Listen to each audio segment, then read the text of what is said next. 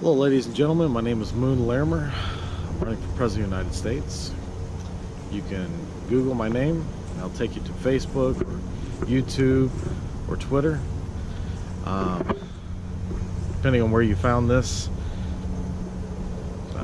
you may have already found it on those particular sites as already. Today's message, video I should say, is more about the drug problem that we have in our society. As President of the United States, what do I intend to do with that? Am I going to declare war or the revitalization of the war on drugs? No, not.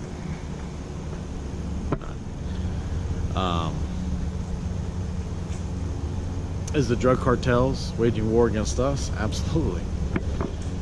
Absolutely.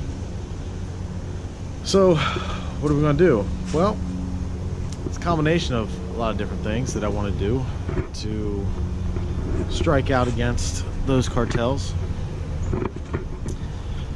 Not necessarily the cartels themselves, but pretty much anyone who's involved in the drug trade and are killing people left and right.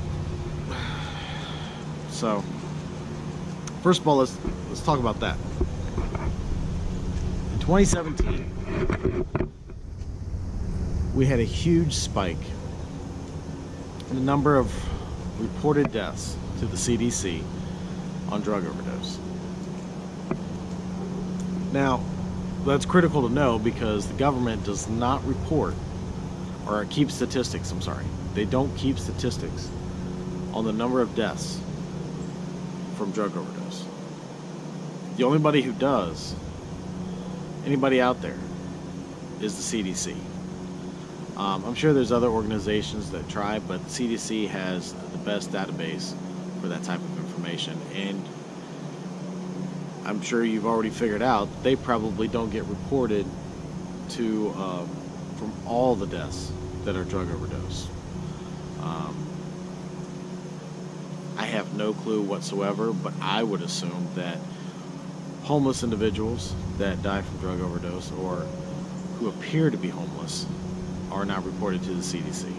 So, 70,000, over 70,000 people, I think it was like 72,000, died last year from drug overdose. And that has nothing to do with marijuana. Nothing at all. As a matter of fact, I don't think I've ever heard of anyone ODing on marijuana. But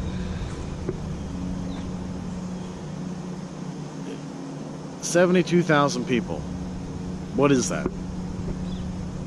Well, if you break it down per month, per state, you're looking at about 100 to 120 people a month in every state, all year long. Or if you just want to look at it per month, that's the population of an average high school dead every month from drug overdose. That definitely has an impact in our society. It impacts every aspect of our society, emotionally, monetarily, and our basic time consumption. You know, it takes time to care for people that are going down that downward spiral, and it takes a lot out of us. You know, and the people who are on that path, they don't look at it in that manner. They think that they're just having a good time or nobody cares about them. And that's where we fail as individuals and as society. As President of the United States, I can't address that. I can only address it in my own personal life and steer my children the right way so that they can make sure that the people in their lives know that they care.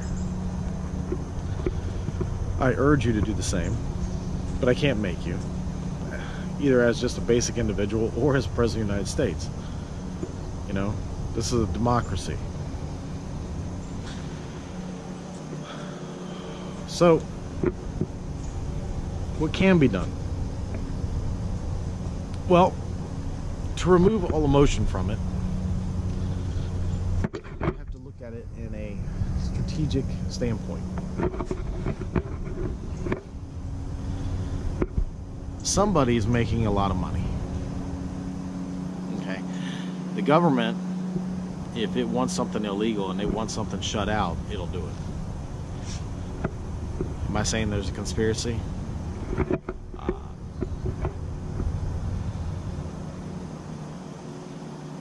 I guess I am. I was going to say no, but I guess I am. There's way too much money, and it's way too widespread, and someone in a government level is fully aware of what's going on and has the opportunity to shut it down, at least a good chunk of it, but doesn't. Whether they're coerced into not doing it or they're getting paid rather well to not do it, it's impossible to say that the government is not aware of some basic trade lines where the drugs are coming into our country or being produced in our country and being delivered to the American populace who are consuming these drugs. So, the first step would be to legalize marijuana, which in my interview with Mike Olivan, I made it very clear. It took me a second, but one of the things I would do almost immediately was try to push for the legalization of marijuana. Why? Well, a couple different things. We can go down the whole path of its herbal prohibition, and it is. It really is. It is a dope. It eats away at the back of your brainstem, but it does it such a minute level and over such a long period of time for it to cause serious damage that for it to be illegal is asinine compared to the fact that cigarettes are legal, or compared to the fact that liquor is legal. You know, we allow these things that definitely destroy our body at a much quicker pace to be legal, but not marijuana. Marijuana technically was outlawed originally because it comes from hemp. It's part of the family with hemp, and a tree farmer realized he was going to lose a lot of money, so he lobbied Congress to make it illegal so he can maintain his profits in his company. That's why marijuana is illegal in the first place. It has nothing to do with the whole peace, love, and happiness, hippie, don't do drugs. It has nothing to do with that. It's all about profits. Which is where I'm coming full circle. We legalize marijuana.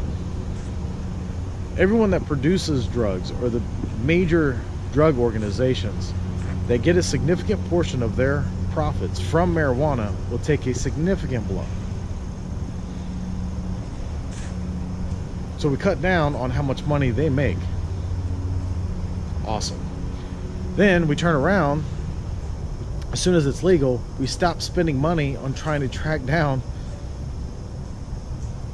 all this illegal marijuana. Do I have 50 pounds of weed? Okay. Whatever. It's like having 18 kegs of beer. That's legal. You're allowed to have it. You know, and as long as you're in the privacy of your own home, you can consume it. 50 pounds of weed, I'm sure no one's going to hear from you for a few days. But the point is, these drug cartels will take a significant hit financially. We will stop spending $20 billion a year on trying to catch the illegal smugglers, just specifically on marijuana. That $20 billion a year, I plan to use in different areas, but we definitely can use the personnel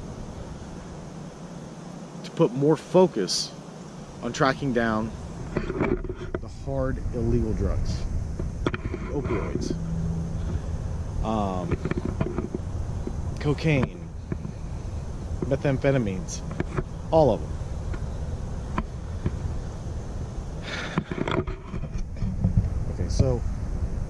We cut down on how much money they make. We apply more personnel to the areas that directly need it. And as President of the United States, I would put a lot of pressure on the DEA to bring convictions, both on the low level and on the high level. That's my plan to bringing down this drug epidemic in our society. Now, what's it do for the people who are addicted now? What's it do for the people who are seeking help? I don't have any plans for that. I think there's so many plans out there that what we need to do is we need to bring it all under one banner so that people can go to a website, or they, whether it's their state homepage or it's the White House homepage, whatever the case may be, and people can actually look up these programs to find the help that they need. There's plenty of programs out there. Is there enough?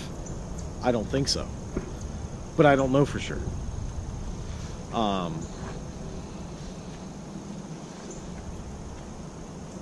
But I have no plan for those people who are addicted now. I'm not going to sugarcoat it.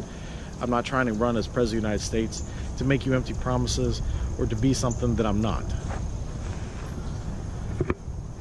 I'm running for President of the United States because I know I can make a difference. I speak soundly.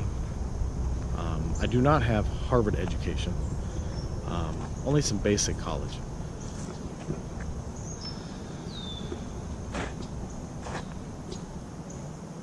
But I'm just like you. I see things in a simple fashion, and sometimes some of the most complex problems can be solved with just a simple solution. And something as far as legalizing marijuana can have such a massive ripple effect in the drug organization. They may not be able to recuperate in an effective manner, which would allow us to effectively wage that war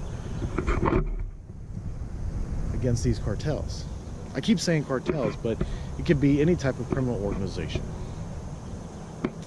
We as Americans, we automatically assume it's the cartels in Latin America. That's not the case. It's worldwide, and it's all over the place. So my apologies to Latin America if you felt like I was directly attacking you. I'm not.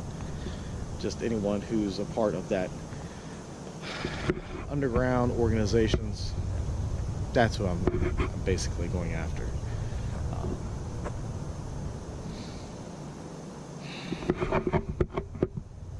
And another thing, and I really didn't want to tie this in, but those people who are involved in drug trafficking, they're also involved in human smuggling.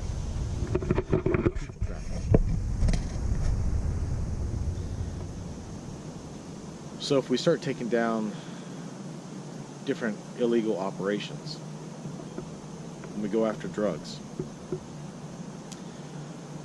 we'll start bringing down people who also smuggle people as well. Now that's what's deplorable in our society. And we don't often bring up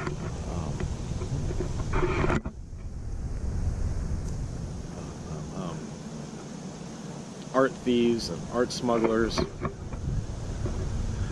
which surprisingly is number 3 in the overall crime, I don't know, lifestyle. We'll start recuperating some of our lost art because they definitely dabble in that as well. Which brings us to the final point. Who buys other human beings? Does the average person? No.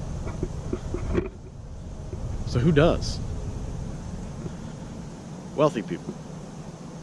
People who can afford to spend $100,000 on a human being.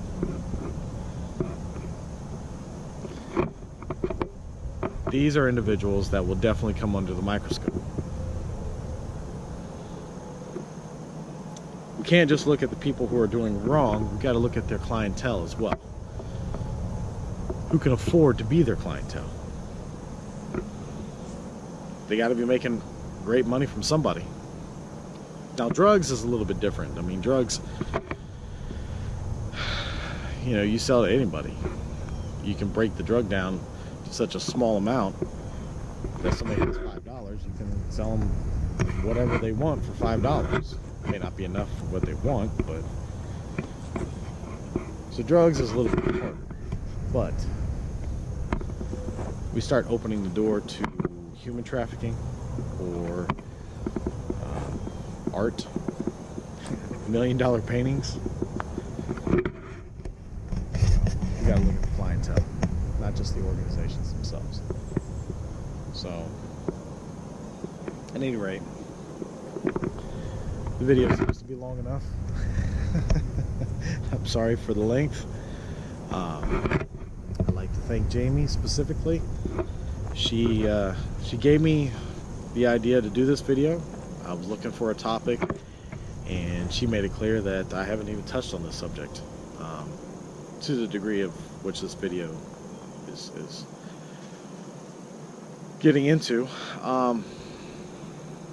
So thank you, Jamie. I appreciate it. Anybody out there have any suggestions? I'll be happy to listen to them. Criticism, I'll listen to them. Praise, I'll listen to it. You know, and I definitely need you guys to pass it on. I need you to share. You know, I am an average American. I don't have millions of dollars. I can't do commercials. I can't do all the things that we're used to because I don't have the money to do that. As President of the United States, it becomes a little bit different because President of the United States, I mean, you almost instantly have the connections. You need to have people in mind, but you don't need to know them personally. You just need to know their work ethic, their work history. So becoming president is not an issue in getting things done. But it's getting to that point where I need you, the average American people, to really listen to what I have to say. Digest it. If you agree with it, share it. I need you to share it. I need other people to see it. If you want America to change, you need to count on yourself. I'm willing to do the work. And the only work you need to do is hit that share button. Share it with all your friends, wherever you need to. Alright? Look, you have a wonderful day. I'm going to go have some breakfast. And I'll talk to you next time.